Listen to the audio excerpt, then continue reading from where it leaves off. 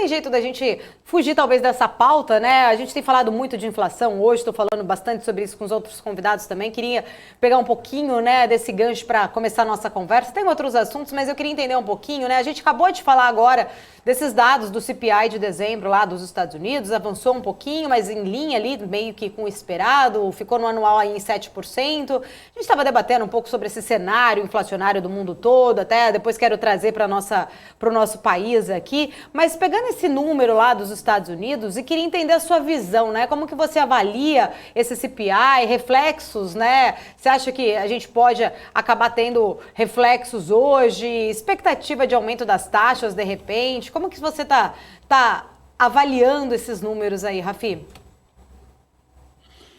Maravilha, Paula. Aproveitar e mandar um grande abraço para o Gustavo, meu colega de sala de aula de faculdade. Olha só que coisa Ai, que boa. E legal. aí, nós Mundo dois pequeno. aqui, muito bacana. Legal. Muito legal.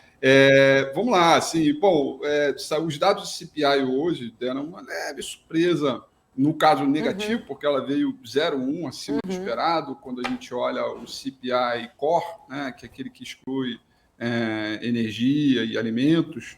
De fato, bom, assim, a pressão inflacionária nos Estados Unidos é um fato, né? Isso eu acho que teve uma jogada muito inteligente ontem do presidente do Banco Central americano, Jerome Powell, né, com a sua sabatina no Senado, onde ele coloca diversas frentes importantes do que fazer e inclusive as ferramentas para combater a pressão inflacionária e de toda e qualquer forma.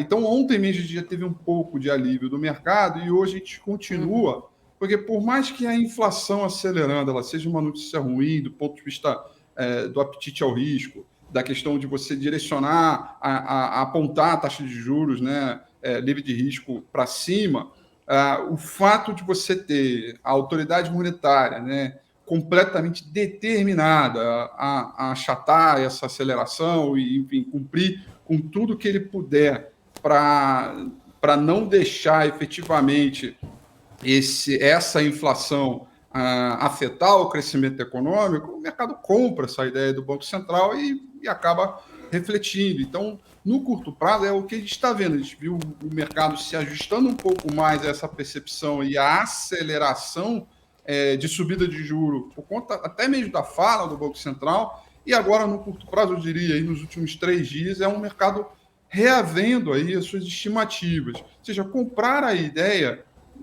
do Banco Central, né, de que ele está com todas as ferramentas e, portanto, a gente vem para crescimento econômico, ok, isso é uma discussão que hoje é celebrada no preço. O que eu gostaria de trazer aqui, Paula, que aí é um questionamento que eu acho que é extremamente legítimo para toda essa questão ligada, que nos últimos, digamos, 2 anos, a gente tem visto o próprio Banco Central e governos com medidas fiscais expansionistas de modo a querer, da forma como pode, combater a desaceleração econômica provocada pela pandemia, né? E com inserção de dinheiro sob mercado, compra de títulos de dívida e uma série de mecanismos válidos para que pudesse conter esse movimento. Desse lado, acho que todo mundo sabe, nunca antes na história, né, sem precedente algum, essa enxurrada de dinheiro. Então, dos últimos 2 anos, o mundo, né, viu o copo meio cheio, né? Agora está na hora do mundo, na minha opinião, de olhar também o copo meio vazio, porque há consequências da gente observar todo esse movimento quando o próprio Banco Central diz, olha, primeiro de tudo, o governo, né, o Joe Biden, diz, olha, estou com dificuldades aqui de plano de infraestrutura, pauta fiscal. Esse é o ponto número 1. Né? Aí vem o Banco Central e diz, olha, não vai ter mais medidas de estímulo, vou zerar o tapering até fevereiro, março desse ano, vou subir juros, inclusive vou subir mais do que o mercado estimava, eram 2 altas ali, vão para 3 altas. A pressão inflacionária é algo que, poxa, deixou de ser temporário para ser algo permanente, então eu vou atacar isso com tudo.